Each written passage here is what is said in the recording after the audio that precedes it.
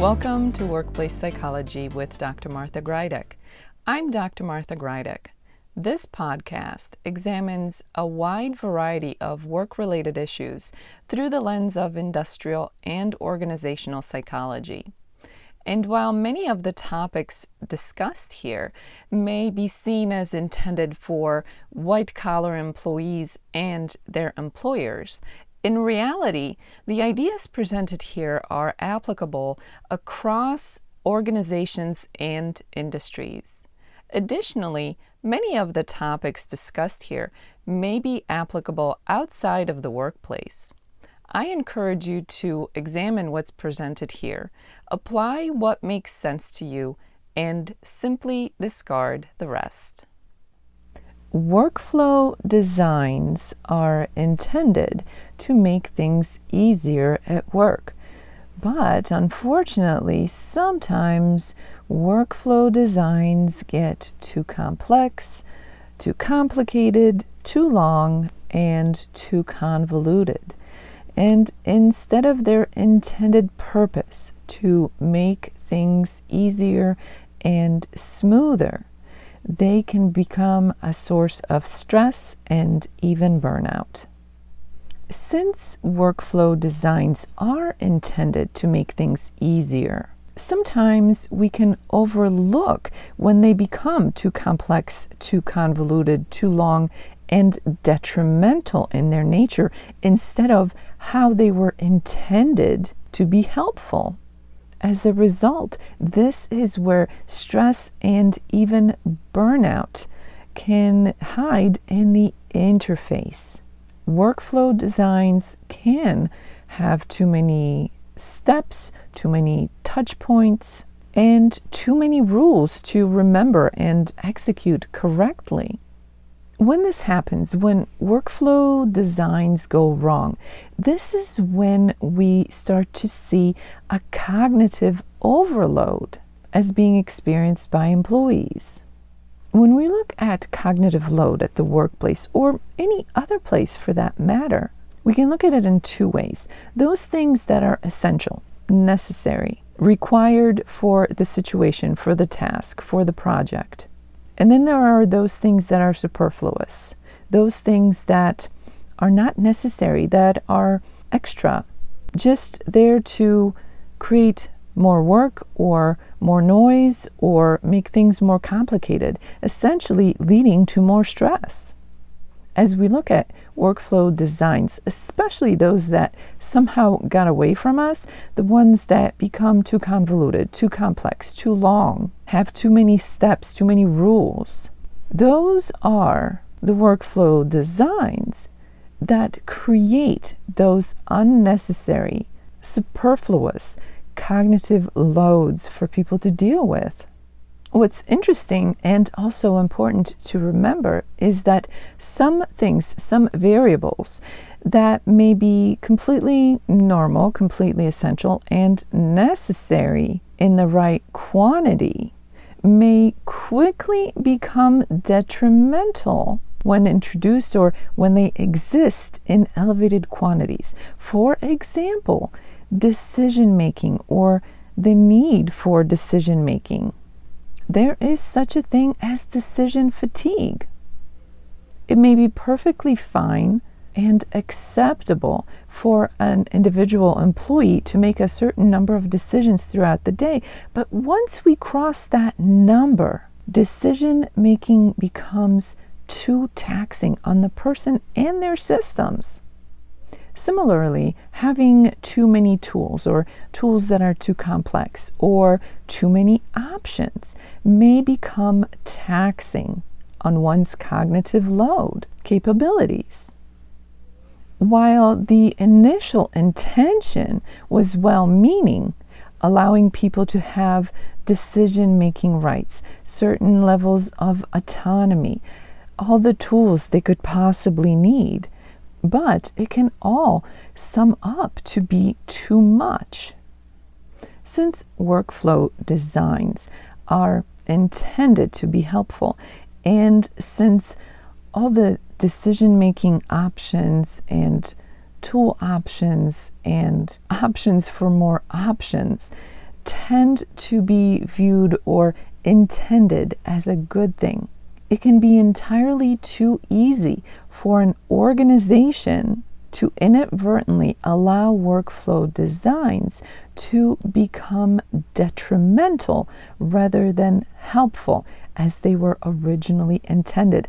And in the same way, it may be difficult for an organization to identify and even realize that some, or maybe most, or maybe all of their workflow designs have a negative effect instead of being the helpful tool that it was intended to be. This is where an organization has to be proactive in auditing and reviewing, assessing their current workflow designs. A good place to start is to talk to your employees, whether that's a casual conversation by the water cooler or something more formalized like a survey. Individual employees can be a tremendous source of information regarding the effectiveness of your workflow designs. After all, they're the ones in the trenches. They're the ones dealing with these designs on a regular basis. Beyond communications with employees, an organization should track things such as clicks, numbers of fields that need to be filled out, the number and magnitude of decisions that have to be made. Remember, simplifying things is what makes workflow more efficient. Having too many options, making things too complex and too long to execute can do exactly the opposite. Something else that organizations should pay attention to are things such as handoff for tasks and projects, and need for rework. Redoing tasks or projects. How much time and effort do these things waste? Whenever rework and handoffs, especially ones that are wasteful and unnecessary, are identified, there's a good chance that the workflow design in question is not working as intended. It's subtracting from the employee's experience, and it's adding to their stress and potential burnout. There are many options that an organization can consider when it comes to redesigning workflow designs. Remember, anything put into place, any system, any design, should not be understood as being written in stone or being permanent. Instead, it should be adjusted. It should be able to grow, adapt, and be revised as needed. Whatever tool we use, whether that's at work or anywhere else, our exposure to it, our use of it, is an opportunity to refine that tool and how we use it. This is also the case with workflow designs. As an organization audits workflow designs, some things to consider, to implement, to introduce, maybe things such as templates or checklists. Those can be time-saving, especially when created in ways to be efficient and to the point. Consider committing to a simple source of truth. That means that information is available from a single central source within the organization or within a department. This is a lot more efficient and a lot less taxing than having to hunt for information in different places, never knowing which source of information is the most accurate or the most current. Sources of truth should focus on information, not opinion, facts, not feelings.